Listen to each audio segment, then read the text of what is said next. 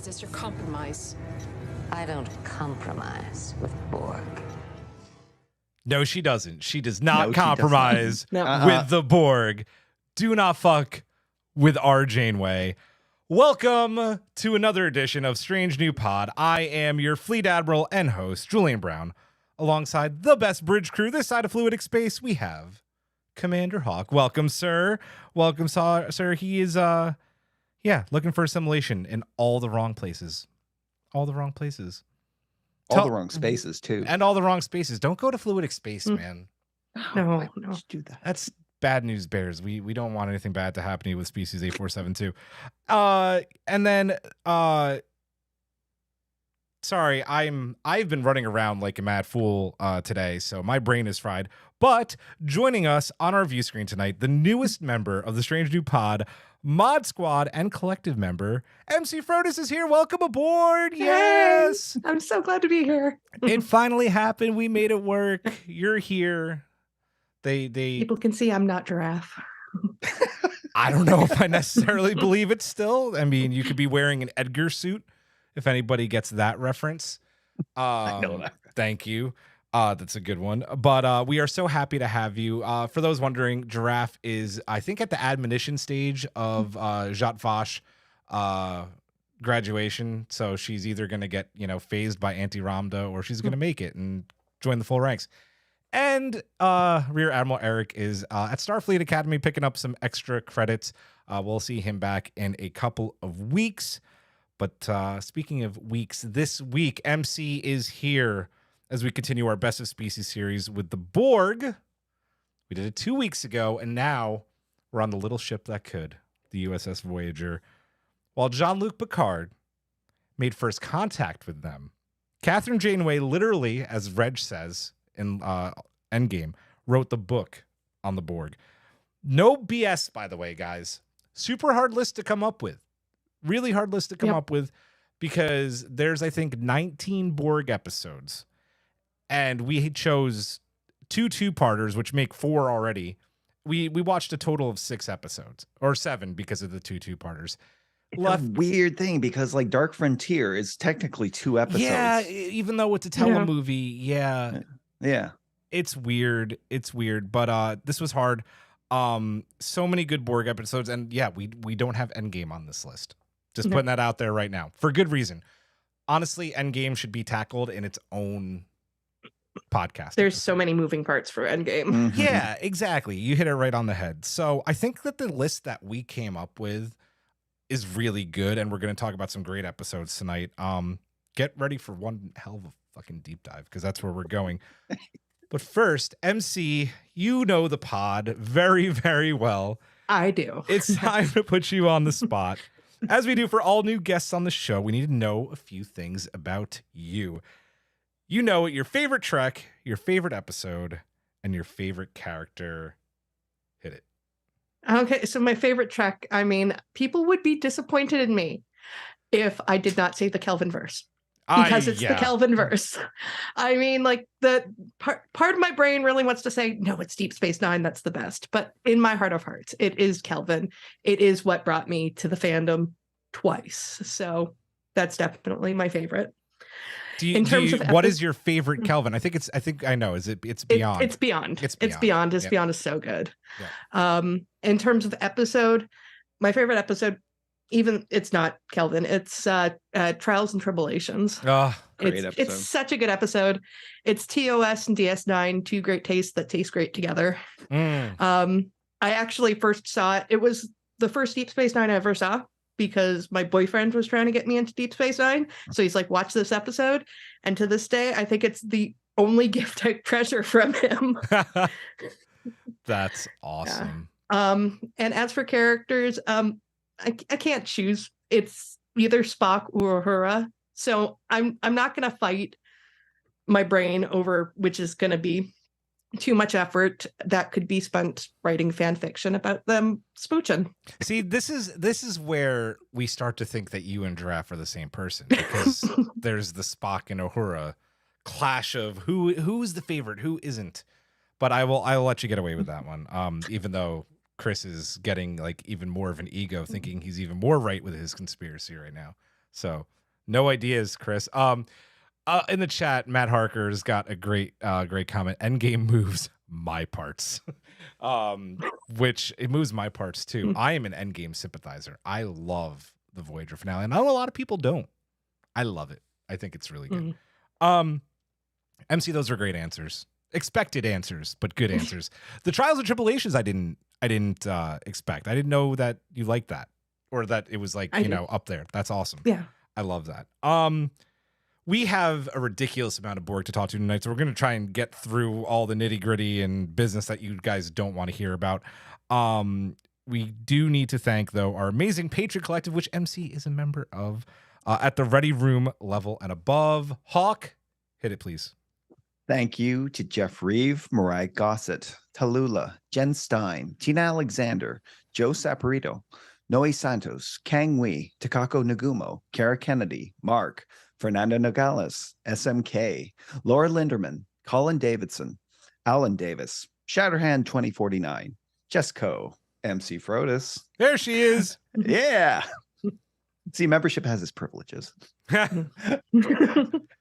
Michael Graham, Emily and Travis, Gildara, Cassie, MC is Giraffe. Name change. Stop it, Chris.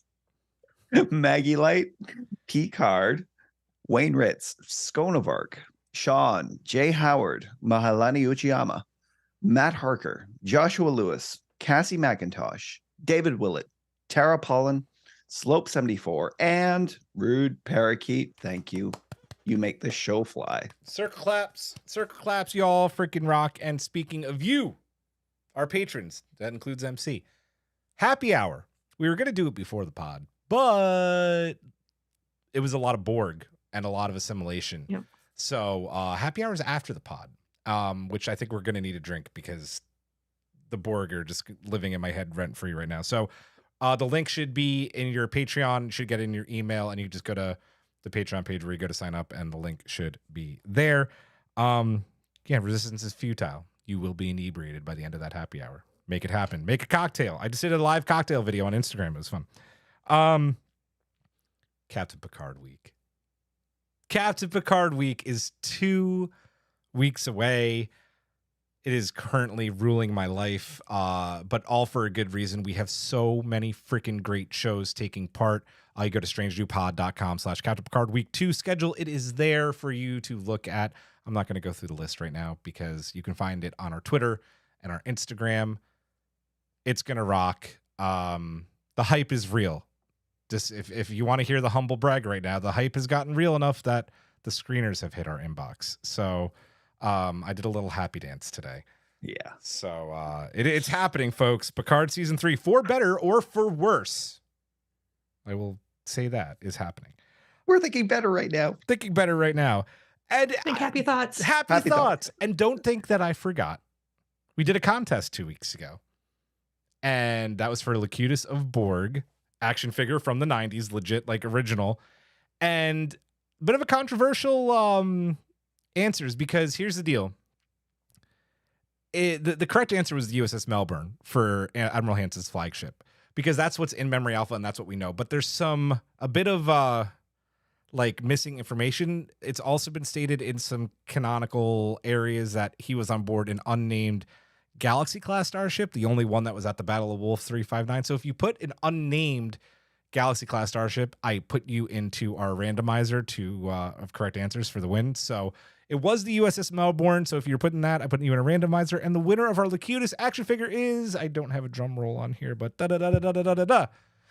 Matt Harker, you get the Locutus. Yay. Nice one. Yay. Congratulations. It is yours. I will be shipping that out to you soon. So we're going to get deep now, guys. I held off as long as I could, but we're going to just go right into, disobeying orders and all that fun stuff. It is the Strange New Loop.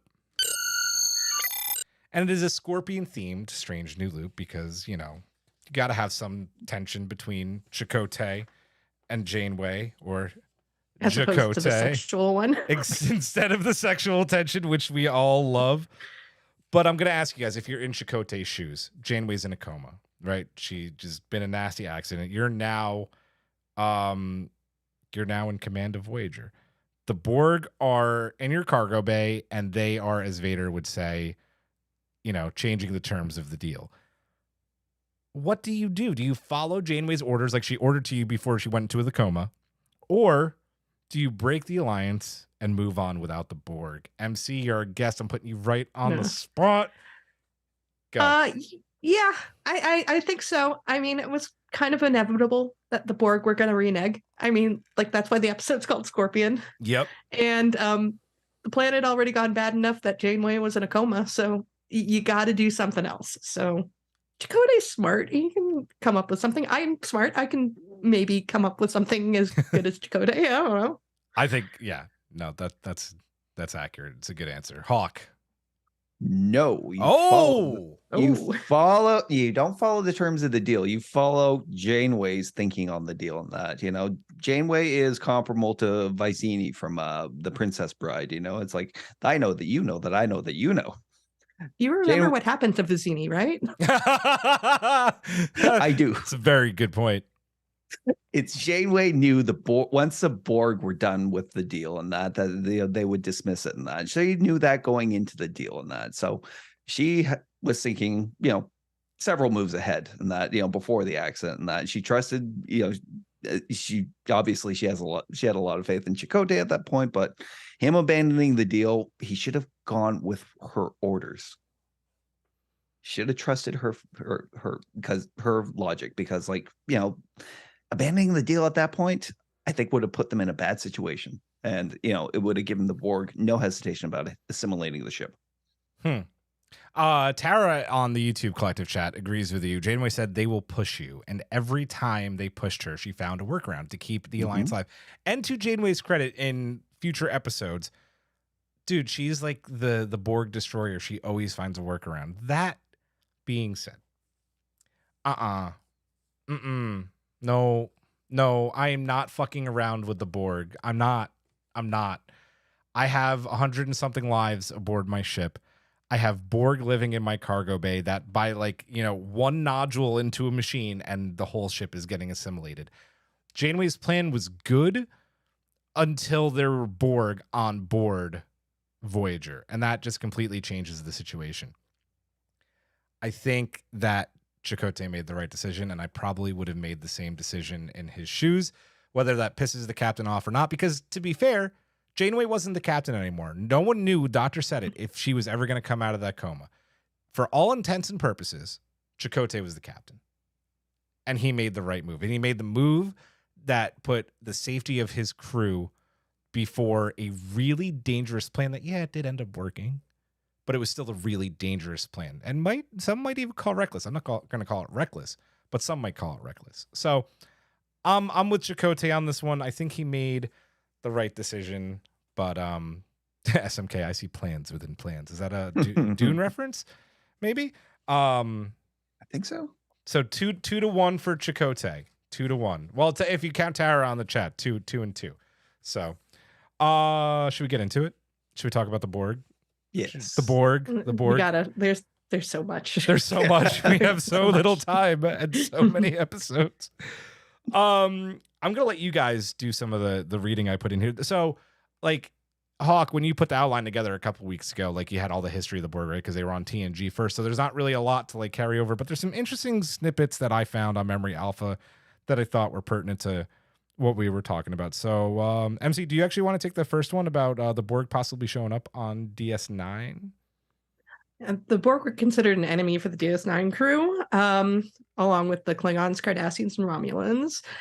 But Rick Berman later commented, the Borg are not the kind of bad guys that are practical to use on a regular basis, whereas the Cardassians were eventually chosen for the main villains, and the Borg made no further appearance after Emissary.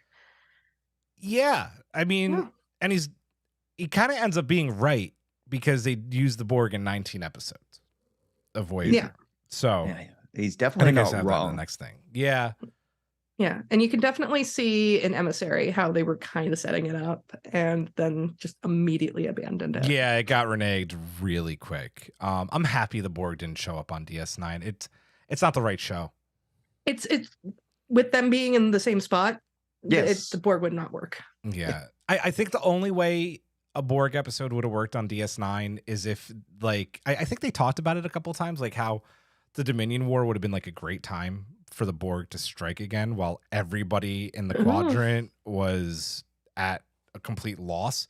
And that's when the Borg could have assimilated Earth and a lot of other species. So that could have been a cool, maybe like two-parter. I mean, I don't think that they would have worked as a villain as a whole, but I think a two-parter where it's like, oh shit, it's the Dominion War. Now we have to deal with the fucking Borg. Like, are you kidding me? Mm-hmm. It would have been dark as hell considering where we were already at in Deep Space Nine, but I would have liked it. I think it would have been cool.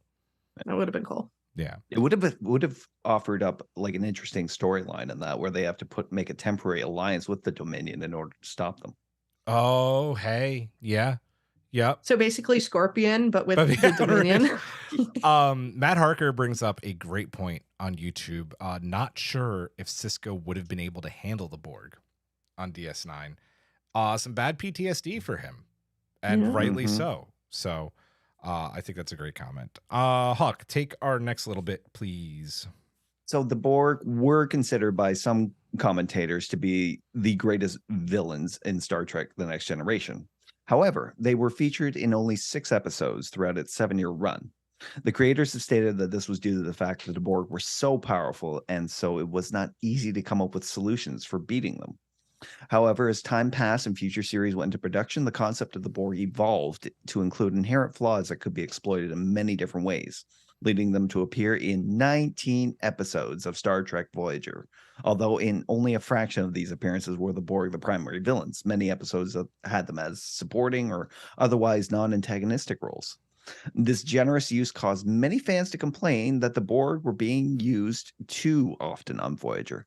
Before we get to that point, hi, Giraffe. Hello. She goes, hello, nerds. We're only nerds when you're not on the show, right? Yeah. Mm-hmm. I want to get your guys' take. Too much Borg on Voyager? No. My thinking is that they are alone in the Borg's home territory, and that it's like they're not, so it's a great way to explore the lore of the Borg and that in their own turf and that, but also see like the repercussions the Borg had throughout the entire system. Yeah. MC? Nerd's gonna complain. If Voyager's in the Delta Quadrant, which we already know is Borg space, and the Borg never showed up, people would have been complaining about the fact that the Borg never showed up. Oh, yes. Totally. Yeah. And I mean, we'll be getting into it once we actually, start talking about the episodes. But, the whole idea of, the Borg aren't as, have been nerfed because, they appear too many times. That happens with species. It's not so much that they're being nerfed. It's just that they're being deepened as characters. If they had kept them as they were in Q-Who, I think is their first appearance, Q-Who, would have, every appearance of them would have just been an episode of Star Trek The Walking Dead, which granted, I would totally watch that show. Yeah. I've been doing a rewatch of the whole thing now. I never finished it. I got to Terminus and couldn't do it anymore. I'm actually I'm rereading the comics right now. Oh, nice. Awesome. That's probably why it was in my head. I'm with you guys. Yeah. I don't think that 19 episodes is too much. Like you guys brought up, like you're in the Delta Quadrant. It is Borg space. Janeway says, we knew this moment was coming, and obviously we're going to talk about that. And I said this while we were watching Unimatrix Zero. Like, you can't keep an enemy invincible forever. You're going to find ways to beat them. And I think the ways that Voyager and Janeway make them, like, a little bit vulnerable is really unique and really creative. Giraffe does say too much Borg. So she wins. She wins because she's always right. Well, she's not here. She's in the chat. Yeah, exactly. I think it was a good amount of Borg. Speaking of the good amount of Borg, let's get into this list. And again, I want to say thanks to YouTube because I could not put this list together by myself. I literally just would have put Endgame and just been like, so let's put everything around Endgame. Yes. No, this is a great list. And we're starting with the episode Unity, and I'll preface that by saying that this was not the first appearance of the Borg. Janeway and Chakotay come across a Borg skeleton on like a planet. So there's like a little hint, I think, a season before this of like, all right, we're getting there. They're coming. It's a matter of when, not not if, but Unity is the first time that they come across a cube. And it's a cool moment because they immediately, there's like red alert, shields up, get weapons up right now. But what's really cool about this episode is that it introduces the Borg in a way that is a bit like it's unexpected, right? Because it's a collective of XBs or X-Borg. They weren't called XBs yet, but we'll call them that because that's what we call them now. And most of them were assimilated at Wolf 359. And this actually is a recurring theme throughout Voyager and the Borg. A lot of the Borg they come across and they're like, oh shit, like you're human. Yeah. Wolf 359. Oh, Wolf 359, you too. Hey, buddy. It happened a lot. So they try to regain their humanity. They're living on a colony. What did you guys think about this kind of unique way? And we'll go guest and then Hawk. So Emcee will start this unique way to reintroduce us to the Borg. And this is, after First Contact. Oh, well, I mean, it definitely wrong-foots us the same way it wrong-foots the crew because they're expecting it to be, super bad. And I mean, it doesn't go great, but I mean, like introducing the idea of the XBs. I mean, we've been kind of teased with that in iBorg and, the other Borg appearance that, we don't really talk about all that much on, on TNG. But one thing I've actually kind of noticed through Star Trek is that there's this interseries long story that doesn't really get talked about. And that's in and not every, but most subsequent series, they'll turn a former enemy into an ally. So we had that in TNG with the Klingons. In Deep Space Nine, it was the Ferengi. And you even get like this backwards version of it in Enterprise with the Vulcans. Yes. Yeah. And I think you could even make an argument that they're kind of hinting at it in Discovery with the Cardassian being the president of the Federation. And in Voyager, it's the Borg. I mean, if you look at the Borg episodes that we're going to be talking about today, except for Scorpion, all of them have to do with XBs. Yeah, that's a great point. Mm-hmm. Yeah. Yeah, so introducing the Borg into Voyager officially with XBs takes people by surprise and develops, as much as Janeway is like super gung-ho against the Borg, this is going to be the plot with the Borg. It's going to be the liberation of them. Yeah, absolutely. No, great points. Hawk. Yeah, and it's a great aspect to tackle in that, because we got, obviously the hint of it with like Picard and that when he was rescued and found that the process could be reversed. We saw with like, Hugh, or iBorg, sorry, that once cut off from the collective and that the individuality starts to return to them and that. And obviously, there was, the descent and that, were explored, like, what happens when they're actually freed. This was Unity was a really great way of furthering that storyline, and especially like in the fact that like all these different cultures and that were brought together as Borg and that on these cubes, and then once freed, once they got their individuality back and that, a lot of the old traits started to come back too, and that, like old prejudices between Klingons and Cardassians and everything. It's something they didn't need to do in this episode, and I'm really glad they did. Like it was a cool little, like, guess what, like these, we were all in this collective, and the Borg Queen kind of says this in Unimatrix Zero to that little kid, like, when you're in the collective, everybody's happy, everybody's one, but you take that away and there's hundreds of year rivalries. It's amazing that in that episode, like, you see a Romulan and a human getting along, and they mention that. So it's something they didn't need to do, but I thought I'm happy that they did. Exactly. Yeah. Should we move on to the next one? Yeah, let's move on to the next one. I didn't know if I cut you off, so I didn't know if you had more. No, that was about it. No, those no, I like that you brought that up. So in Unity, also real quick, I just want to say this because it's not in the talking points here, but I like the way that they reintroduced the Borg here and showing them as XPs, but I also like that this episode is low key. I think I don't have it in here. I maybe should read ahead in the outline, which I did read because I wrote it. This is the beginning of Janeway's gung ho. I'm not going to fear the Borg. I'm going to find any vulnerabilities I possibly can and exploit them. No hesitation, the minute that she finds out that Borg cube is disabled, she's like, oh yeah, we're going to Borg. We're going to Borg. And and we're going to salvage some shit. And if it works for us, it works. And this is the beginning of it, which is really, really neat. Takako brings up a great point too. Everyone is in harmony, but at what cost? Exactly. Your individuality is the cost. Let's talk about how these Borg still do show signs of Borg traits still. They use Chakotay, as a means to an end when they don't get their way, right? Because they want to rejoin like a localized collective, so there's no more infighting. And they use Chakotay like immediately. It wasn't necessarily malicious intent, but it's a very common theme with the Borg, right? Even after they've been freed of assimilation, sometimes, Seven is a great example, sometimes. So I guess the question is, can XBs ever be fully trusted 100%?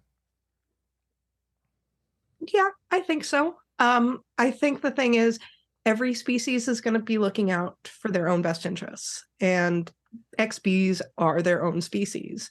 And that's a great point. I never thought about it that way. Yeah. And they're a species that has no nation, because the Borg want to either reassimilate them or kill them, and everybody else also wants to kill them, so they've got to take care of themselves. And if you look at the stuff that Janeway does, that's stuff that Janeway's doing against the Borg or even against the XBs for her best interest. So yeah, no, I totally understand it. And I think we do eventually get to the point where XBs can be trusted. Eventually we're going to get to the point where we have little Borg kids in a classroom learning about Miles O'Brien being the most important man in the galaxy. Well, and what's really cool about that moment that we didn't really know until the finale of Picard season 2 is that the Borg were granted provisional membership in the Federation. So those little baby Borgs are canon approved. I love that. Little baby Borgs. Hawk, XBs, trust, yay or nay? They can be trusted in that. But let's examine this from their point of view. In that the people that Chakotay met, they weren't truthful with him at the beginning. But as we know in that, once people find out about, once the B word comes up, all the prejudices and fears start to come up in that. And that's obviously explored later on. Not well written in season 2 of Picard, and like with the Borg prejudice, but it does exist. So they're being protective because they have to be. They're in a situation where they're fighting like other groups of people in that, Walking Dead style, let's say. And they have to employ whatever whatever is at hand to employ in that in order to get things done, and that it's either lying to Chakotay. Saving him was still like a good decision, I think. And then, kind of showed like how different they were. Yeah.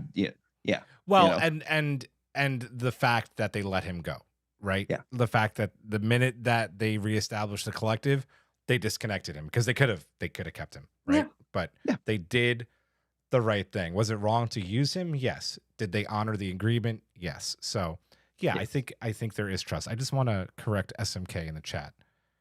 I am not even one drink in, good sir. Not even one. It's just been a long day.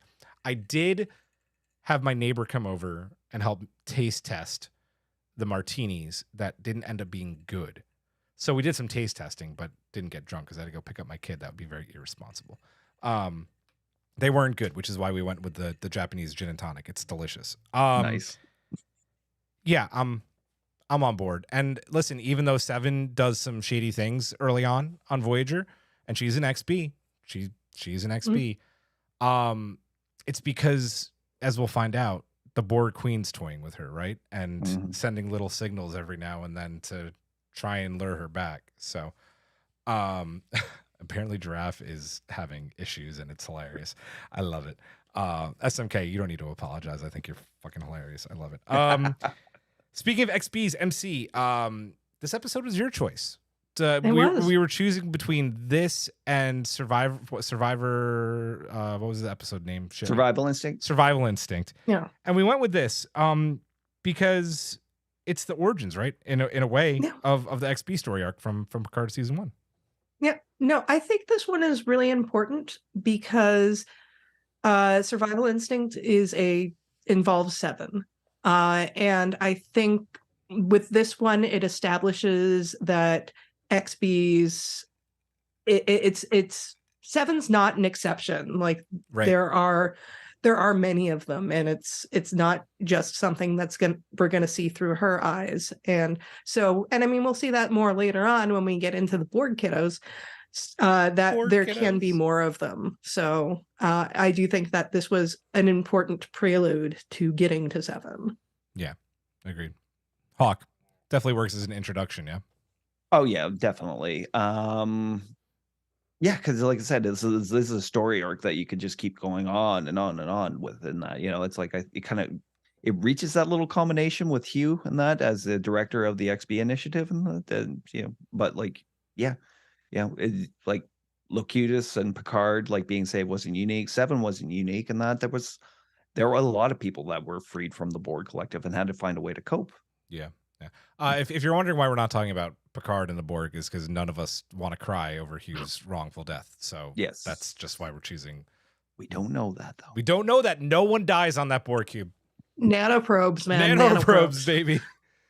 Narissa fell down that shaft and like immediately got swooped up by Borg tendrils and got assimilated. She's gonna come back in season 16 of Picard and be like the new Borg queen. 16. That's what we all want, right?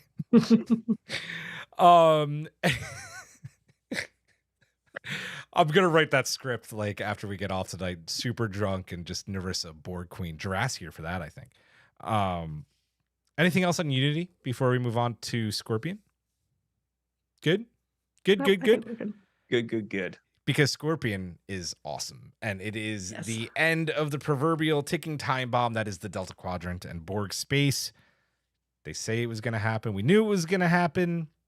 15 fucking Borg cubes just like flying past Voyager. Chakotay probably delivers his best line, and it's like 0.5 seconds. Oh, God. Because in that moment, he knows they're all fucking dead. They're all dead. There's no getting around that, but something entirely different happens. The Borg are running away.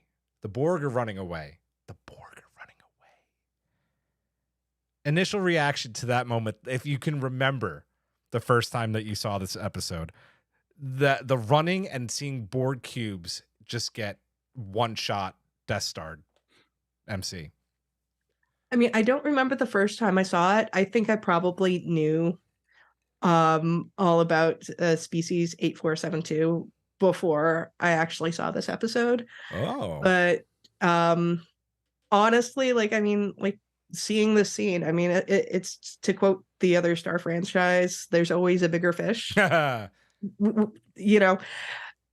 Again, it's subverting the expectations with the Borg, because yes, the Borg can be the biggest baddie, but we've already had them be the biggest baddie. Like, we need to, build from there. Yeah. Stakes have to be raised. And this is the way you do it, by exploding 15 Borg cubes.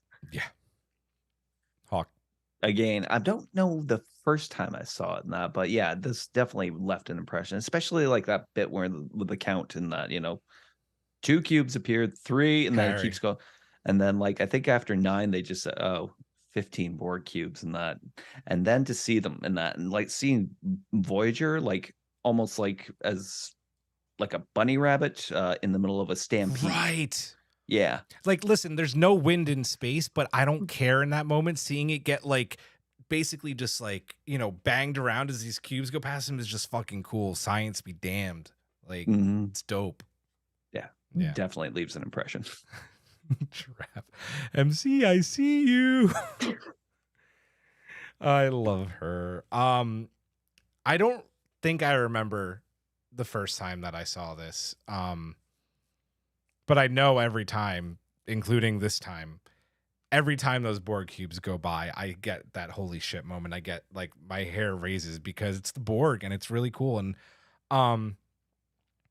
I people complain about it to this day, and we talked about it briefly already, but like people are like, oh well, the Borg aren't cool now because they can't get beat. But like there's always someone with a bigger stick. And Species 8472 were scary and they were cool. They were scary as a kid. I mean, like you watch it now, the CG is kind of shit, but they're still cool. And they were like even more scary as a kid and watching this for the first time. I mean, I remember that.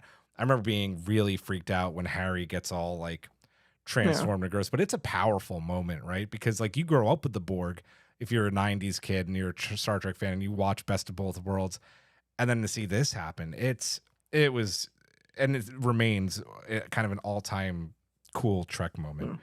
I mean, for all of the geeks who complain about it, the Borg are still the biggest bullies on the block. They had to go to another dimension to find somebody to beat them. Right. You're right. Exactly. Which is amazing. You know, it's like, I don't know why people aren't taking that into account, and that how scary the Borg's ambition was. It wasn't enough that they had like this entire universe and that to assimilate or try to assimilate, and that they had to go to other dimensions and try and assimilate them. Yeah. And they fucked around and found out, and they found out badly, like in the worst possible way. It's so cool. So Scorpion's not only Voyager's first major, it's not their first interaction, but it's their first major, what's the word I'm looking for? Engagement, right? Like they've engaged the Borg.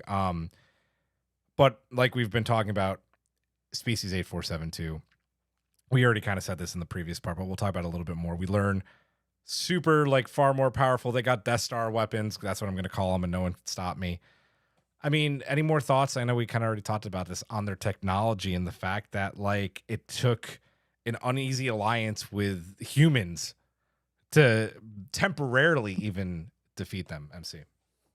I mean, like all of the species that we've had on Star Trek up to this point have mostly just been like either like bumpy headed, humanoids, or just like glowing balls of light because we can't afford any budget this week. And Species 8472, despite like the dodgy 90s CGI, they're just so alien that it's so creepy. And everything about them is just so different from what we know of in Star Trek. And it's it just gives me the shivers. Nice. Yeah. Shivers is a very good way to put it. Like shivers every time when Harry's all like tendrilled up, for sure. Hawk. Thoughts on the 847? Their technology, it's like their technology was this thing that you couldn't even define as technology in that, because like, they're organic. Yeah. Their ships were organic. It was made out of the same substance as them. People who were merely wounded by them ended up like becoming like partially them because of the infections. I wish, and it's been so long since I've done another like complete run through of Voyager, but do we ever discover like eventually if you don't cure that, if you become one of them? Did they ever? I don't think that they did. The doctor says you get eaten. Harry was getting eaten alive, so I don't know quite what that means. Right. Yeah. But what happens? What becomes of that at the end of it? I don't know. And that just made them like even more terrifying. That the Borg couldn't understand them, like no matter how many interactions they had. And that little like, remember that pile that they found on a Borg ship? That's just haunting. Yeah. That's Reaver stuff, man. Yeah. Dude, great reference. I went White Walkers with it. Yeah, White Walkers, Reavers, both great references. Michael Kwan in the chat writes, Species 8472 in texture, appearance, and the eyes are the most similar to spiders. If that taps into your aversion. I'm actually not like, I don't have arachnophobia. I kind of like that's spiders. That's Eric's aversion. Yeah. I gotta say, the one thing that really made me fear them was, they're on this like the away team's on this damaged Borg cube, and they're getting closer to the ship, and like you see just basically like a helpless Borg drone constantly trying to assimilate the tech to no avail. It's the closest thing that we ever get to see to a Borg being dumbfounded, right? Because there's no expression on their face, right? But you just know. you probably have like the Borg Queen or someone like sending a message like, what the hell are you doing? Why isn't it working? Like, it's just complete lack of any kind of knowledge. And that was really scary. And I really like that. And this is where you find out that their lack of individuality is a weakness in that, because he probably, at that point, the drone probably wasn't even receiving instructions from the Queen. Like, we learned that, like, they need to be like, have a mobile emitter, like some sort of communication, like a subspace or transwarp transceiver, right? Yeah. So this is just a drone who's operating on those basic principles left inside his head. Assimilate, can't do it. Assimilate, can't do it. Assimilate, that's it. He's just stuck in a loop. Yeah. I feel like there's so much more to talk about Scorpion than I have on here. Before we get to the last question, because it's just going to be about 7, is there anything else that you guys want to touch on Scorpion that I may have missed? We haven't talked about the Alliance yet, have we? Briefly, but I mean it's important, right? Because this is like the first time that Janeway's like, if we can't beat him, let's work with him. And for once, they're receptive to negotiate. They're receptive. They need help. Yeah. Thoughts on the Alliance? It shows exactly what lengths Janeway will go to do what she's got to do. I mean, I can't see Picard ever doing that. Like, he could not even like compute the idea of an alliance with the Borg after what he went through. But Janeway is just in this place where, I mean, she's got no backup from the Federation. She's all on her own, and the Borg are the only people there. So she's got to ally with them, and she'll screw them over eventually. But... Yeah. Yep. It only took an alternate timeline, but Yep. Yeah, everything she said, like Janeway is in survival mode. She's a hunter, but also she's smart and she knows her adversary. And like I said, she needs to form an alliance to get what she needs, and that, well, tenuously like offering them something that they need, but could potentially like tilt the balance again in their favor. So she has to play it so smart. Yeah, and she does. It's one of my favorite things about Janeway, right? It's the key difference between her and Jean-Luc Picard. Jean-Luc Picard has the trauma of being assimilated. He may know a lot about the Borg because of his assimilation and encounters and first contact and all of that, but Janeway is in their backyard and they have home field advantage. And it would be stupid of her not to find other ways other than just running. And the fact that she never runs, she's always just, let's do this to the Borg. Let's shave 20 years off our journey and attack a sphere and get a transwarp coil, as we'll talk about later. Making an alliance like this, even though it doesn't go as planned. It is smart, and listen, it's smart and it's also desperate. It's desperate in a strange way, because if you don't make this alliance, you're not getting home. And if you don't find other ways to get around the Borg and attack them and like kind of like guerrilla warfare, you're not getting home, because they will assimilate Voyager eventually. So I love this about Janeway. So let's talk about, it's gonna come up, the elephant in the room. I love 7 of 9. We can't obviously talk about Scorpion. It's the introduction of 7 of 9, our favorite former XB, and her addition to the Voyager crew. She replaces Kes. Whether I don't know I don't know if we want to talk about Kes' opinions. I guess we can. When you guys were first introduced to 7, what were your thoughts on her, MC? Well, I wasn't watching the show at the time, but I was kind of like paying attention to things. So I mean, of course I knew she was on the show. So I'm ashamed to admit that my first reaction was, Borg Barbie. And having now watched the show, I've absolutely eaten my hat on that, because 7 is one of my favorite characters. But yeah, kind of when you're 14 years old and an awkward teenage girl and Jerry Ryan is on the screen, like you're gonna feel a little intimidated by her. So that was my initial first blush opinion of her, is just like, I don't think I like you because you're too pretty. Yeah, that's not it's not an unreasonable reaction in that. Like, like looking back on it, I had kind of the same reaction. It's like, okay, she's, you know, what some network executives decided the show needed and that to That's attract legitimately what it was. Yeah.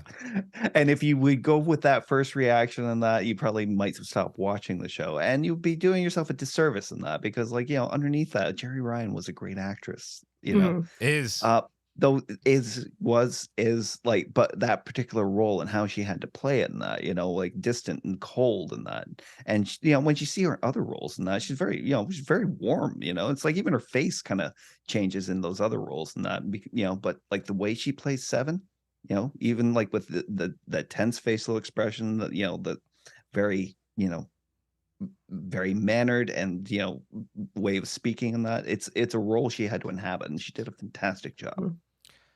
I know it's funny, right? Because Giraffe was making fun of us when we were getting near the end of our TNG episode. We talked about, Borg boobs and the queen, and even though she's like, you know, scaly and gross, she was also kind of hot. No bullshit. As a teenager and a hormonal teenager, 7 of 9 never did it for me. Even as a kid, because at that point I kind of had an idea what was going on, and I wanted to be in film and I wanted to be in television. So I read rumors when you could, like internet message boards. This was like late 90s, 2000s. They were happening.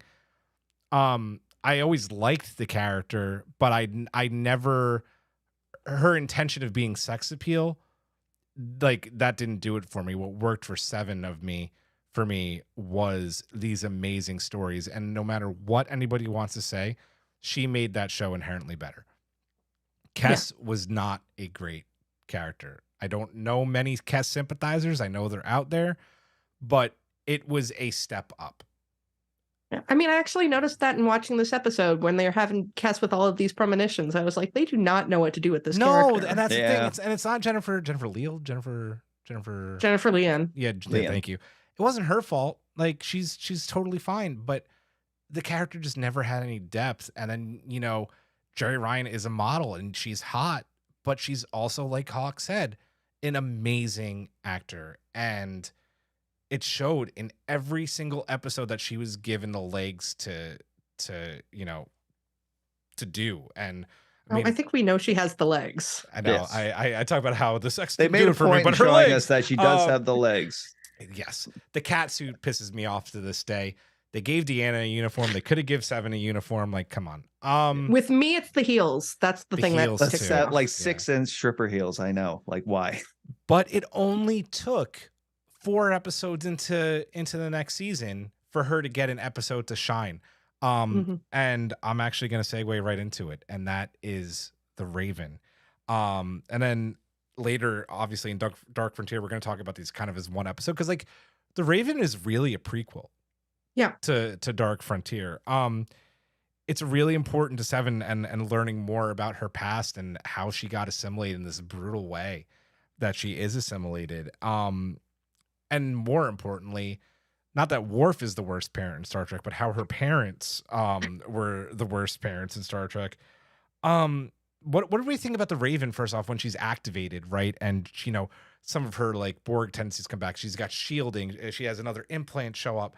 And then these, you know, she takes Tuvok to the Raven, these memories coming back. How do we feel about that? I mean, it's so creepy having like these, you know, things come back out of her, because it's like, oh, so you can never be free of the Borg. Yeah. Like you can just be reassimilated just because things get activated, and it kind of creates this sense of paranoia. But I think one of the big things about this episode is that, you know, while it is a 7 episode, in terms of talking about it, about the Borg, this is the only real assimilation story we have from the point of view of a Borg. Like, best of both worlds. Like, all of a sudden it's, you know, Picard is Locutus. Like, we don't actually get to see that process. But in the Raven, we see all of the trauma that Annika goes through becoming 7 of 9. Yeah. So I think we really needed that. Yeah. I think it's an amazing metaphor for trauma itself, in the fact that, like, you know, they mentioned they removed like so many Borg components from her, you know, but once like she was reactivated in that by those memories and that. Like I remember the doctor saying 13% of all the technology that was removed had started regenerating, and it's a metaphor about abuse and trauma and how it gets down into your very DNA, and it's very hard to remove. Yeah. Wow. I'm not even going to try and tackle what you guys just said because that was perfect. To continue on that though, in Dark Frontier, first in the Raven, she obviously is just getting this all through memories, right? But then in Dark Frontier, Janeway finally feels comfortable giving her parents' logs, and that's Hawk. You just hit it on the head, man. Like reliving trauma. Like, I'll share a quick story. This episode and the logs always get to me. I recently my cousin died during COVID, and she had all of my grandmother's and on mom's like records. And like my mom was an alcoholic and a drug addict, and she was doing drugs and HIV positive while she had me. And I went back and read all these correspondence between like her and my grandmother, and that is reliving a lot of trauma. And Seven does this exact thing that like I went through recently. So this episode hit harder than it usually does for me. It's really deep. This is another great episode where Jerry Ryan really gets to stretch the acting legs and really put in an amazing performance. Yeah, I mean, how was it for you guys seeing how she took in that information and how absolutely obsessed her parents were with the Borg? Oh, well, I mean, you already mentioned, the Hansons being the worst parents in Star Trek, because they absolutely are. It's not even a contest. Yeah. And Seven calls them out on it. In one part of the episode, she, says how they absolutely ruined her life. What would her life have been like if they hadn't done all of this? And I think that, it was refreshing for them to actually acknowledge it instead of having like the fans be the ones to like point out, by the way, this is not good. So Seven, she's been let down by every single family, quote unquote family, that she's had in her life until she got to Voyager. Because the Hansons, let her get assimilated, and then being assimilated is, it's being assimilated. It's terrible. And it's not until Voyager that she's actually allowed to be who she wants to be and be supported and not be thrown and have Borg right in front of her while she's 5. 7 or 8, but still it's not Borg age, and you shouldn't be exposed to your parents doing experiments on them. And what age is Borg age? That's actually a great point. I don't think I have the answer. Real quick, Hawk, before you go, SMK goes, Hansons versus Worf. Just saying, Hansons every day are far worse than and Worf. Sunday, twice on Sunday. Listen, Worf is still second place. Like he's right there. But I think the Hansons are worse than Worf and Sarek combined. Yeah. Okay. Worf had a kid, basically left on his doorstep. He didn't expect him in that. He did the best he knew how to do. Did he though? The Hansons made a decision to have a child and then take that child on a journey into the farthest reaches of space, and that pursuing a theory. Because, like, remember, this is over 21 years. So this was before Picard even made contact with them, if I'm correct, right? That's correct. Yep. They were following up on a hunch or rumors rumors. I think going off of Archer's logs. Maybe. Yes. Okay. Yeah. Yep. Okay. That's probably the end. Yeah. Okay. So it makes a lot more sense to me now. Retcon there. So and they find what they were looking for, and they are obsessed. And the way he was trying to coax his child into thinking that this situation was okay and that the parents had everything in hand, are the Borgs mean? Oh, they're just different. That's the way they kind of exposed her to this. It's like, they're just different. You don't have to be afraid of them. When really, she should have been terrified of them. And like her parents should have been terrified. And again, the father kept pushing his luck every single time. Yes. There was a scene with him with the mobile emitter and that masked his biosignature, was running out of juice, but he had a few more things he needed to note in that. And then the wife comments about, remember that night where the transporter failed and they had to spend the evening in the maturation chamber?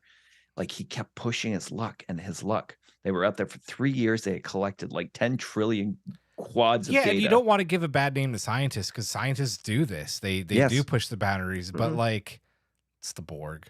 Yeah. You know, I kind of got the impression that Magnus was low key in love with the Borg Queen. Oh, because he's obsessed with finding her. Yeah. Yes. Okay. Yes. All right. I can dig that. I can dig that. I want to bring up one point about them, and I think it wouldn't have taken away worst parent awards, but I think they would have gotten a couple of bonus points had they just been honest with Annika from the beginning and being like, listen, what we're doing is dangerous. The Borg are scary. You should be scared of them. You should always be on your guard around them. We don't know much about them until they do, but still, even after we get all this information, you should always be on your guard. It doesn't make up for what they did, but at least there's some honesty and transparency, and that didn't happen. The thing that pisses me off the most is something that Voyager teaches us later on when Voyager's able to communicate with Earth, and that is that Annika had family. Annika has fucking family. Don't take your kid on your weird ass fucking science experiment. Period. End of fucking story. I get really mad about this. I get really mad about this. Understandable. It is Go ahead. One more thing is that scene when they were caught. Didn't he completely shoot down the wife's like idea to hide in the nebula? You know. I think he did. Yeah. I think he did. Yeah. I totally put all the blame on him in that. It was his He arrogance. shot down all of her ideas. Yeah. It was not a two-way relationship. There was no Men. Men. Yes, absolutely. Worst. Wow, we still have a lot about this episode to talk about. That's okay. So continuing on this arc, right? Dark Frontier in a way, with the Raven, even though we don't well, no, it does. It because we see a very different Borg Queen, right? In First Contact. So Dark Frontier does a really good job with reintroducing us to the Borg Queen. She's a lot more conniving. She's a lot more calculated, I think, in Voyager. She not only has this plan, right, and fixation with Seven, but she also very quickly gets this severe hatred for Janeway because she's already fucking done with humanity. They've beaten her twice. And now she has a pesky little Intrepid class starship with this captain who thinks that she could take them on. So it's this really cool new take on the Borg Queen. And she's really pissed at what Janeway's done to Seven, thus beginning this like really awesome rivalry between the two. Thoughts on the Borg Queen's quote unquote, right, reintroduction? I mean, I really liked it. I mean, I liked the Borg Queen in First Contact. So bringing her in this, I mean, of course they had to do something with this Borg Queen concept because it was just kind of hanging there in the background. So yeah, we got to bring it in at some point. And I think there's really something to be said about giving Janeway this powerful female arch nemesis, at a time when Janeway being the first female captain was, something so new. So yes, have them go head to head with one another. Yeah. And I think with everything with Seven, her, regaining her individuality and the Borg Queen being intrigued by it, wanting to keep Seven as Seven while still having her in the collective, that really kind of echoes why the Borg Queen wanted Locutus in the first place. Yeah. The Borg Queen didn't just want more drones. Borg Queen has enough drones. It's about something new, something that will change the collective, which doesn't happen, I guess, until Picard season 2. Emcee, I want to bring it back to you real quick with this. I didn't really think about this until now and kind of what you were saying, but do you think part of her obsession with not only Janeway but with bringing Seven back into the fold is some kind of almost I wouldn't even call it misplaced, but some kind of loneliness on the Queen's part? Yeah, I can see that. If the queen is the only being in the collective, she is the collective, but is also an individual, however that kind of works. The Borg queen obviously thinks and feels, maybe. Yeah, no, I would say she feels, yeah. Yeah, and we see with the kiddos, she wanted a companion. Yeah. I'm sorry, I'm still sick. Sorry. And the same thing with Seven. Seven has now reached a point where Seven's almost an equal to the queen. Yeah. So somebody that she can really match up against. And yeah, so Hawk. My thought just trailed off. No, so. that's good. Yeah, that happens to me like all the time. I was about to say, Hawk's just like, I don't remember where I'm going with this. You touched on something there. It crossed my mind, and that what if like the Borg are like trillions, trillions upon trillions, of like at what point do you think like is there enough in that? I was wondering if this whole thing about assimilating other people and that like the idea of the allure of the collective and that, I wonder if it's an addiction, and like it's probably the fear that the Borg queen has, along with addiction comes like fears of not being able to feed that addiction and that, right? And the constant strive and the constant goal of perfection, even though she says on multiple occasions the collective's perfect. Well, if it's perfect, then why do you need to keep going back for more? I actually made a note about it. The queen is the embodiment of hunger. Mm-hmm. I think she's afraid of loneliness at this point. She has collected so many in that like the thought of losing that is like, devastating to her, and that being lonely is her weakness. This is an interesting thought from Haven. Headcanon Borgatti, if you don't understand the reference, that's Borg Queen Jurati, was in contact with Voyager Borg Queen, which made the Borg Queen want to make Seven an equal because Borgatti knew Seven would be great in 2401. I mean, it's a great retcon and great headcanon now. Mm-hmm. Yeah, I like it. Yeah, that works very well. The last thing we want to talk about with Dark Frontier is it does continue this very powerful arc for Janeway. We've talked about this multiple times now, where once again it shows she's not going to be intimidated by the collective. She's not going to back down from them. And the second time I've used this word, but I really think they never say it on Voyager, but it is. She's using guerrilla warfare tactics against the collective. And it's really interesting to see something like that in Star Trek, especially 90s era Star Trek, where even though Gene had already passed, there's still that idea of utopia and no conflict. And here you have a captain stranded thousands and thousands of light years away using guerrilla warfare tactics against the Borg. And I think it's really cool. Like I said, it kind of began all the way in Unity, but she really goes there in Dark Frontier, full blast. Yeah. I mean, kind of already touched on it, but any more thoughts on her not backing down from the Borg? I really think that Janeway's feelings for the Borg are the most complex of any of the Starfleet captains, because with Picard, blow him up. And we don't really touch on it much with Sisko, but we know it's the same because the Borg killed his wife. Yeah.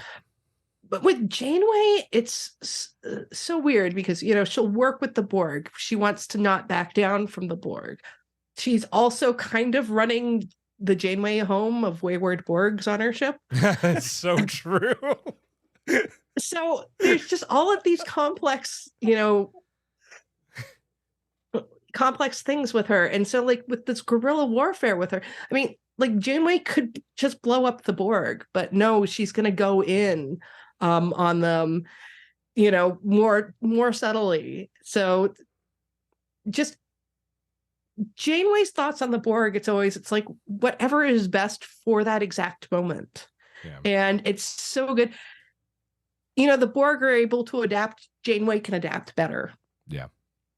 Agreed. It's interesting when you raise the idea of guerrilla warfare and that, because it came up last night when we were watching Dark Frontier and that, and I was like, I wonder if she had Chakotay's input on this particular aspect of the plan. Oh, because of the Maquis. Because being a Maquis, it's the idea of a small group that has to wage war against a large organized group, and that, and they have to employ tactics which sometimes are morally, very, but in this case, very useful in that, it's like instead of having to, attacking with like phaser beams or whatever, and that they know it's not work, create a small opening in that and drop a bomb inside them. Harry Kim's idea, by the way, never gets a fucking promotion. Ever. God. Which does come up in a later one of the episodes we're talking about. Mm-hmm. But the other the character arc for Janeway and that, and her dealings with the Borg and that, it really reveals the difference between her and Picard. Okay, Picard was somebody who is an art, obviously, he's an archaeologist and that, despite what Draft says. He's very rooted in the past. And the way he's a little bit inflexible, he's a great shot, he's a great captain in that, but also like he's very rigid and set in ways in that, and he looks to the past. Janeway is a scientist in that, with always looking forward. Right. And if you're a scientist, you look forward without fear. And that I think that pretty much sums up Janeway in that, in a nutshell. Both great points. I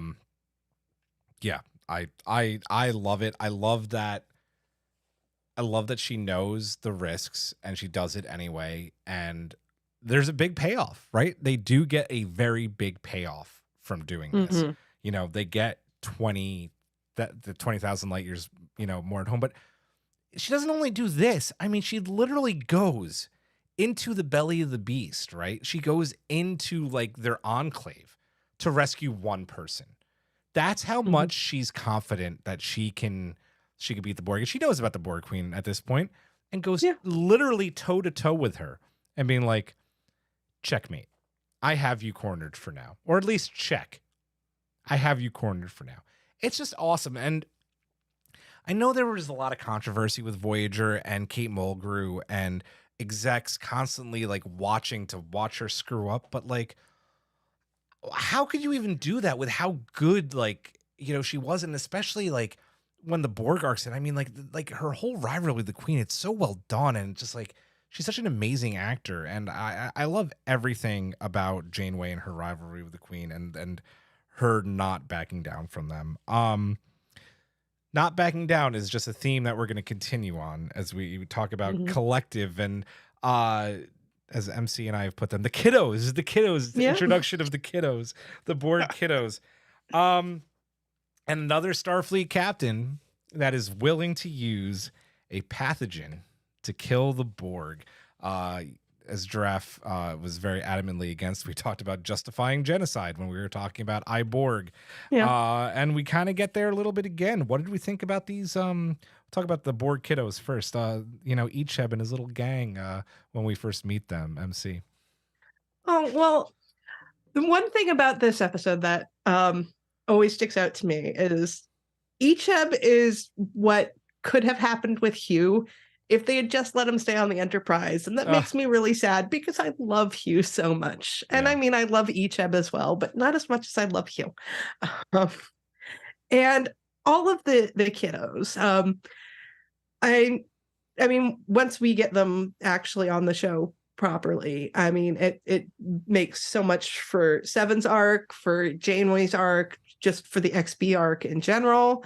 But when we get them in this, I think it's just so interesting to be exposed to Borg kids, because it's like kind of the one Borg thing we haven't really gotten into yet at this point. And it introduces an element of chaos that we haven't had, because the Borg are all about order. And that's for the last couple of episodes when we've had the Borg Queen. It's especially been that. And so we have, I'm going to use the phrase feral cats again. But they are like feral cats. Yeah. So they're just attacking and they don't know what to do. And so because of that, any of the information that Janeway or even Seven have on the Borg doesn't really work as well because they're not acting like Borg are supposed to. Right. Yeah. Hawk, before you go, because I'm going to forget, we talked about it off mic when you first signed on, Emcee. Everybody give a round of applause for Emcee's voice shirt, which she made. Thing is dope. For this episode. So it's all for you guys. It's all for us, and it's all for Boing Boing and saying boy. Boy. Kind of look like Boimler with the purple hair too. Works beautifully. Hawk, kiddos. Kiddos, yeah. First impression was like, okay, it's Lord of the Flies, done Borg style. And that also, I think it was a shout out to an old episode of TOS, that one Miri, and that where they show up on that planet and there's just nothing left but children. Yeah. Yep. Yeah, because the adults got wiped out. I thought that was amazing. But yeah, the fact that there were these kids and that who are basically abandoned by their parents, the Borg, because all the adults were gone. I can't remember what happened in that. It connects to Child's Play, which was an episode we're not talking about. Yeah. Each ebb is bioengineered and like basically corrupts the cube. Yeah. Okay. Yeah. Sorry, I just got even nerdier than we've been. No, but that's exactly what happens. I like the detail, but I like also the fact that when they reviewed the logs, they found that the Borg had abandoned them in that because, the kids coming out of the maturation chambers weren't ready to take, to be useful to them, so they just wrote them off. And again, it's another metaphor in that. We talked about Janeway and that being a better parent to Seven than either her parents or the Borg were. In her entire life. And that, again, this is another example of, kids abandoned by their parents. Yeah. And so does that make Janeway grandmother of the Borg kiddos? I mean, she literally held a Borg baby in this episode. I mean, it's got to, right? She wears so many different hats for all these people on this crew. At least godmother or favorite auntie for sure. I love this episode, and I love the introduction of the kiddos because of what you just said, Hawk, about how the Borg abandoned them, right? And even through abandonment, the idea of the collective is so ingrained in their head that it's still we are Borg. But as Seven points out, even though it's in their instincts to do that, it all also starts going away very quickly. Their attacks are erratic. Their requests are erratic. They don't make sense. And even though they try to maintain a collective hierarchy, they start using words like I and punishments for not staying at your station. And it was a really unique take on the Borg and showing, more of what does happen when you lose your connection to the collective. Your instincts of who you were before start taking shape really quickly. The really rare instance is Annika because she was assimilated when she was 6 or 8. It was a really cool take on the Borg. I loved this. So one of the reasons that we're not talking about Endgame tonight, going back to the pathogen, is because we're going to talk about it with this, right? Because it sticks with Janeway all the way into the future, right? She gets an idea to use the pathogen against these kids, and maybe it'll work, against the entire collective too. And unlike Jean-Luc and her past self, she has no problem using it, Admiral Janeway of the future. She straight up infects the Borg and, as we know, does irrevocable damage to the collective. And at a very near point in the future, it's said that the Borg are nowhere near the strength that they once were because of what Janeway does. It's pretty crazy. Even though she does exhaust every option, right? She knows you do see bits that she doesn't want to use it. I want to put the question to you guys.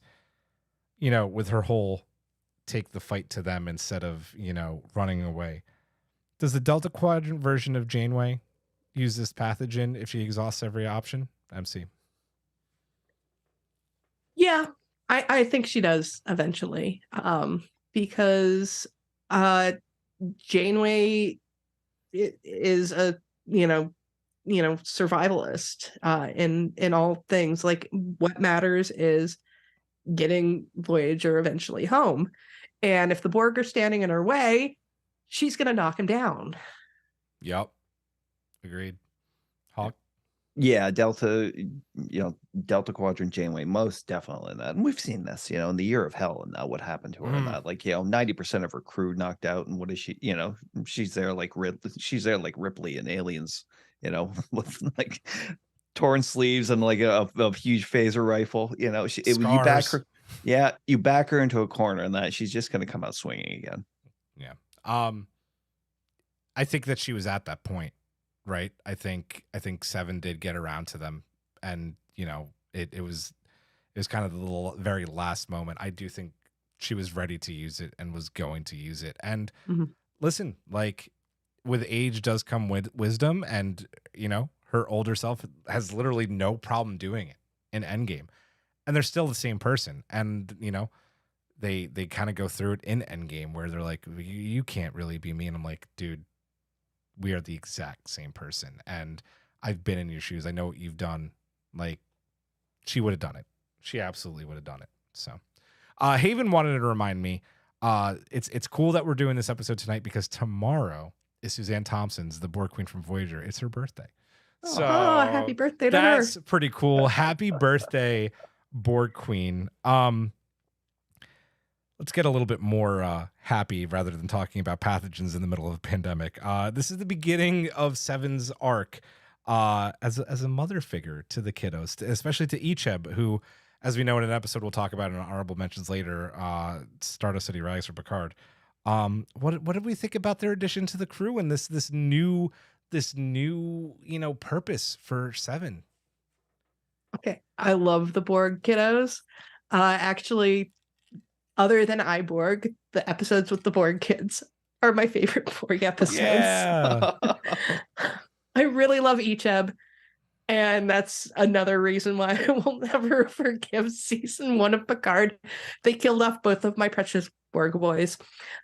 And it does so much for Seven. Just it takes her from somebody who is the student to someone who is the teacher. She's taken everything she's learned over the past 3 or 4 years at this point and is imparting it to smaller beings. And it's so good. And I think they're super cute. They are super and cute. I really like Icheb and Q Jr. I'm just going to throw that in there because we're not talking about that episode, even though, because there's no real Borg stuff in that other than we learned to not provoke the Borg, but we already know that. So yeah, no, big fan of the Borg kids. Yeah, I like the Borg kids too, and the role they played in Seven's life and that, because she was that kid, obviously, like, being assimilated at such a young age and that. Then I love that scene of her putting them to bed to the little chamber. So sweet. It is, but it's also it was a great arc for her in that and exploring her humanity in that, because really she was the only person qualified for that job of reinitiating them back into humanity. As Tara puts it, fun will now commence. A great 7 of 9 line. Yes. The end absolutely gets me. I was reminded of that watching that earlier, just good night, sweet dreams. She really starts to feel like some true compassion, and she's got wards, right? Like, she's got people that are important that she's got to take care of, and it's a great moment. Icheb. I almost don't want to talk about that. She says it outright in Picard. Her son, yeah, literally. Yeah. Let's talk about the Borg Civil War. If you could ever imagine such a thing. Unimatrix Zero, such a cool 2-parter. The Queen just, killing thousands upon thousands of drones to make a really bad point. So many people in our chat tonight watching that episode were like, she's making killing all these drones is not even the right point that she should be making. Like, it's so stupid, but I mean, she did. What did we think about the idea of Unimatrix Zeros and the threat that it represented to the Borg? I'm gonna be the outlier. I don't like the Unimatrix Zero episodes. That's okay. I think Unimatrix Zero at this point in the series is kind of a hat on a hat. We've already introduced the concept of the XBs, and now it's like, And here is this whole other way that, you know, Mhm. Borgs are regaining their individuality. And they could have made something of it if they hadn't like made it like this very special thing. This unique mutation in these Borg. And by the way, Seven, you happen to be one of them, and this is one of the reasons why you've been so susceptible to individuality. And it's like, well, we've already had reasons why Seven was kind of susceptible to individuality, and we didn't really need another one. So I think they could have done something interesting with it, but it fell flat for me, frankly. Fair. I kind of enjoyed the idea of Unimatrix Zero. You know, the fact that like it was almost like kind of a secret, you know, among the Borg, and that but it also shows that like, you know, it's like individuality is not something that just can be tamped down, and that, you know, That was the cool. these people found this even if they didn't know it, which I also kind of really like, because it reminded me like of a video game. You know, it's like they kind of log in as the avatar. I mean, the avatars were the real selves in that, you know, and they get to kind of play and be like, you know, themselves before having to turn it all off, forget about it, and go back to being a drone. I really dug that idea that like, you know, they'd go and have like, you know, they'd remember who they were as their avatars while they're in Unimatrix Zero, and then they forget about it and go when they went back into the collective. Yeah. Mm-hmm.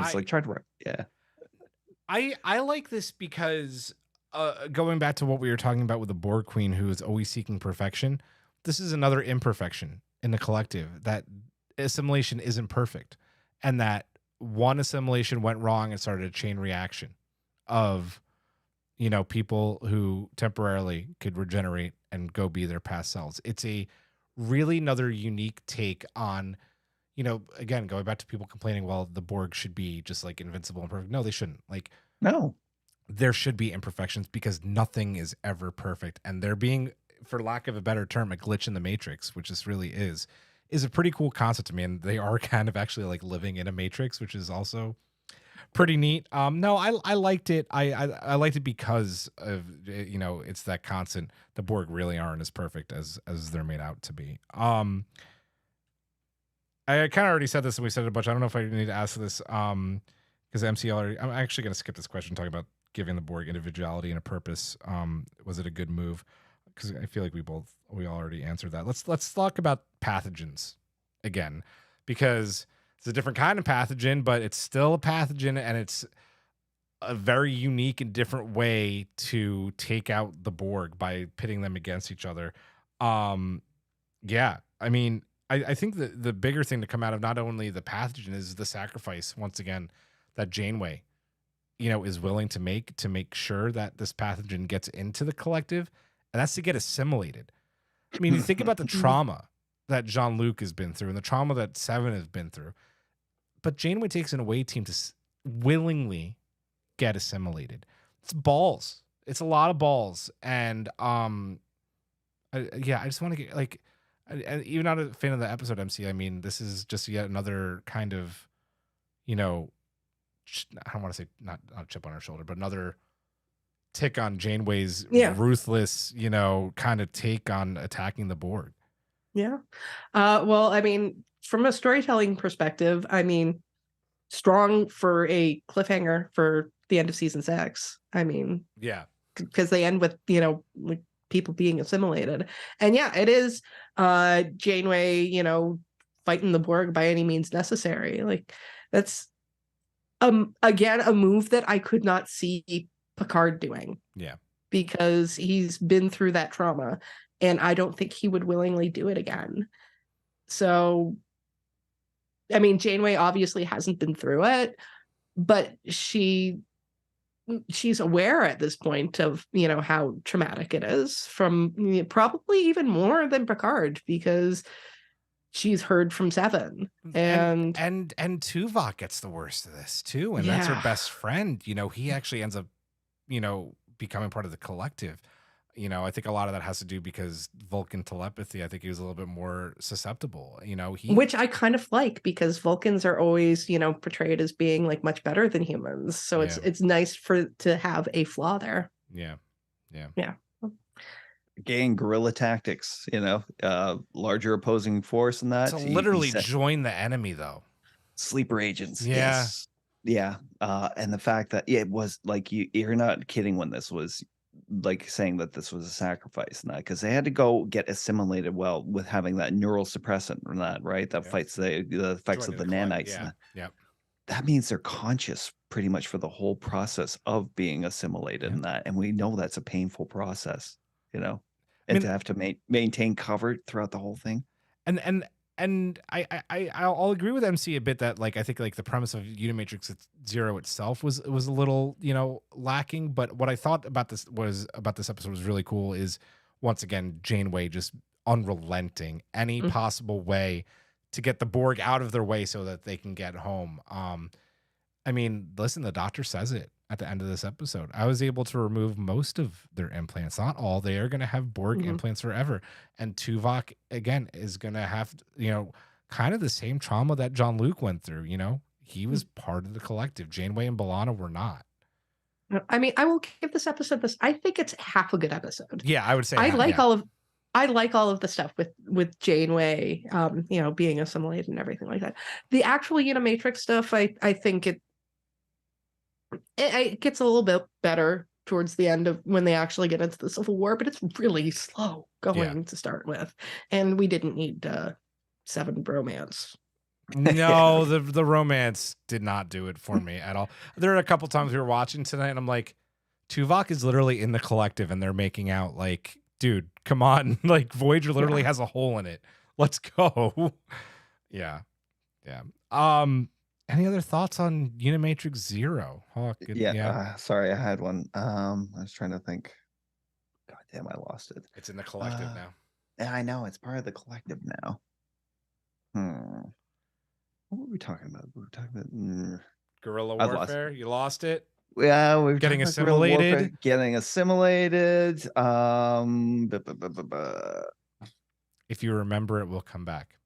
Yeah, if I remember, I'll come back to it. Let's briefly talk about our one honorable mention tonight. Even though there would be, I think, Survivor Dynasty we could have talked about. Survival Dynasty we could have talked about a little bit because that's a great 7 episode. But let's talk about Stardust City Rags and the absolutely brutal death of Icheb and what this does to 7, because this is still very much a continuation of Voyager. Yeah. It's so rough because I mean we were talking about the Borg kid arc, and one thing we didn't mention is that the other 3 Borg kids, I think it is, there's 4 originally, they go home, don't they? And I think 2 of them go home and the other one just stays with them because they don't want to travel on Voyager, but Icheb is the one who stays and bonds even further with 7, and by the time of Picard, that's her kid, and just brutally tortured. And one thing that they do. I lost my video. Oh no! MC's been assimilated. Oh my gosh, we can still hear you. Yeah, my camera just went off. I have probably because it's been on for so long. Battery exhausted. There it is. Aren't we all? Why didn't you go in your alcove before the show, MC? She's like Magnus Hansen and that. She pushed it too far. Yeah, hold on. I'll fix it. But yes. I'm trying to remember what I was saying now. Her Icheb being her and staying and bonding even more. There's this really great moment in the episode where it's mentioned, that he's missing his cortical node. And we didn't talk about imperfection, but in that episode, his cortical node is removed and given to 7.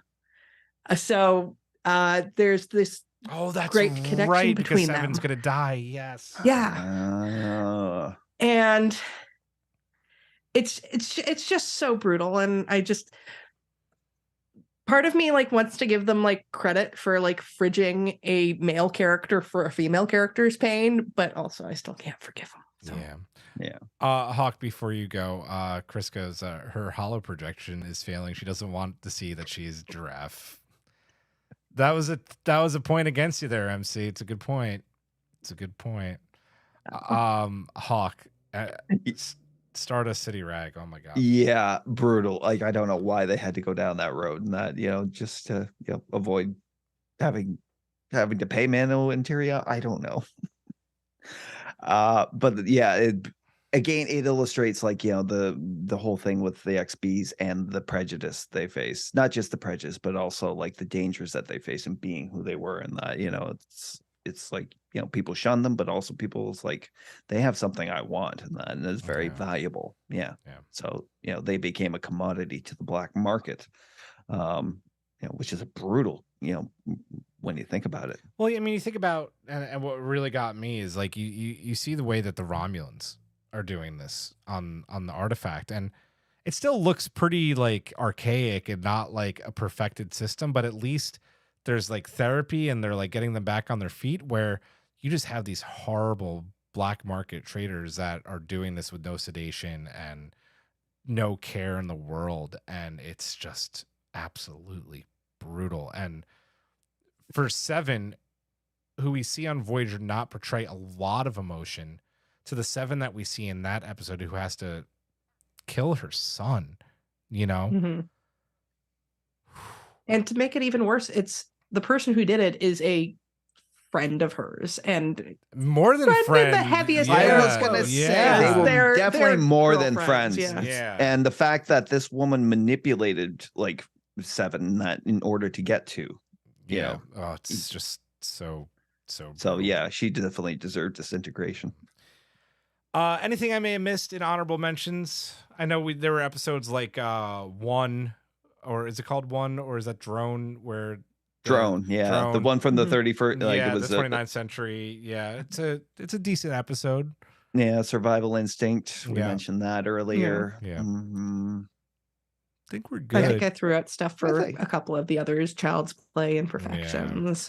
I mean, there's so many episodes. The problem with Voyager episodes and Borg is, where do Borg episodes end and the Seven episodes begin? That's a great point too. Mm-hmm. Yeah. Well, I think we're done with our episodes. It is time for the Subspace to Poll and Mailbag. Shipwide, Cadet Ahura. Aye, sir. And we asked Trek Twitter what their favorite Borg moment was from Star Trek Voyager, and this is what they had to say. MC, you're a guest. Can you take the to poll, please? Sure. We asked Trek Twitter what their favorite Borg moment was from Star Trek Voyager. 6% say Janeway's Borg Alliance. 9% say Borg Queen reveal. 70% say Seven joining the cast. And 15% say Admiral Janeway pathogen. So that's pretty overwhelming. Yeah, I said to Hawk off Mike before you joined MC that 70%. I was like, that's all men. No. All right. No, I mean, listen, we talked about it. I mean, she made Voyager inherently a better show. So, yeah. Let's continue on with some mailbag. Hawk, can you take Tara's, please? Absolutely. Tara wrote, most badass, probably Admiral Janeway getting herself assimilated to infect the board with that neurolytic pathogen in Endgame. And I'll go ahead and read Haven's. Scariest moment would be seeing Kim get assimilated, but I would have to agree with Tara about the most badass, the neurolytic pathogen. MC, you get to take Chris's. Okay. MC is giraffe, right? So the Borg are so great in Voy. So many more ship designs and great creepy music. I think that the huge group of cubes goes flying past them is the most anxiety-causing moment for me, just because we never see that many together in formation. I'm always a sucker for 90s sci-fi horror that isn't overly CG, so all of these moments are so fun. Seven joining is by far the best moment of the Borg and the series. I really feel the show got into a great stride once this happens. Not to mention, it gave us a character so iconic she was brought back for New Trek.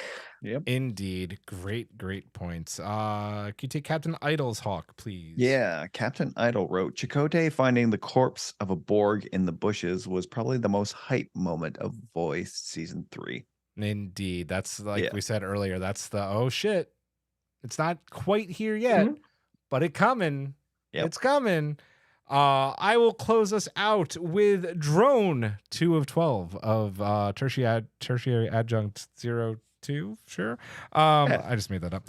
Most badass moment was 7 of 9 reassimilating the stranded drones and survival instinct.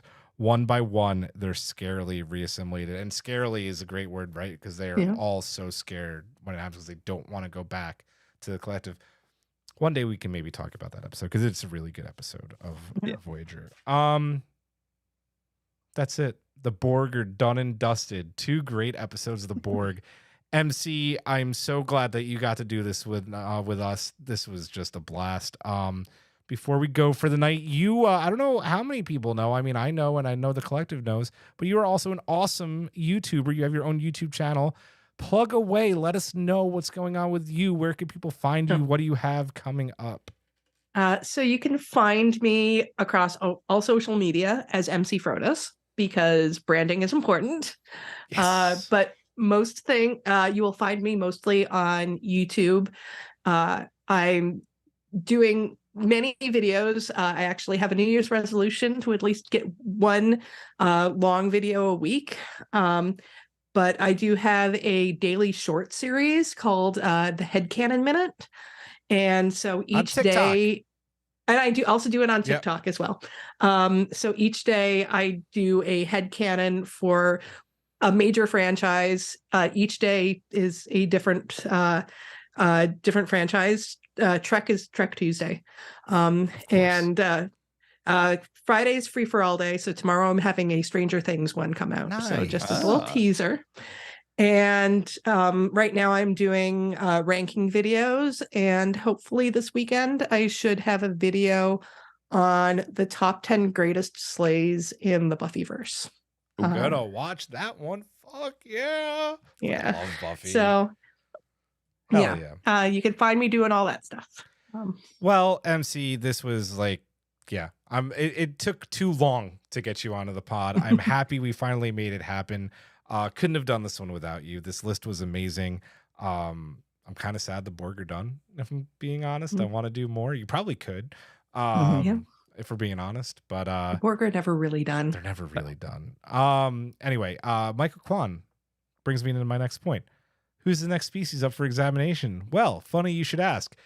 We're going back to the Ferengi for our final deep dive episode before we get back into episode reviews. Jesco is coming back next week to join us because we're getting to the best part of the Ferengi. Just like Voyager is the best part about the Borg, DS9 is the best part of the Ferengi. We're talking Quark, Nog, Rom, Moogie. Real people. Yeah. Real people. Real people in DS9. Jessica is going to join us for that. Make sure you're here. Special start time, 8:30 p.m. Eastern time next week for part 2 of the best of the Ferengi. That is going to do it for this one, folks. For Emcee, for Hawk, if you're a patron member at the Cerritos Lounge level and above, join us directly after the pod for our happy hour.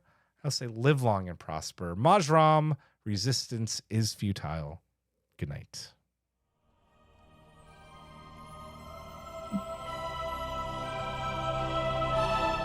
Thanks for beaming into our podcast today.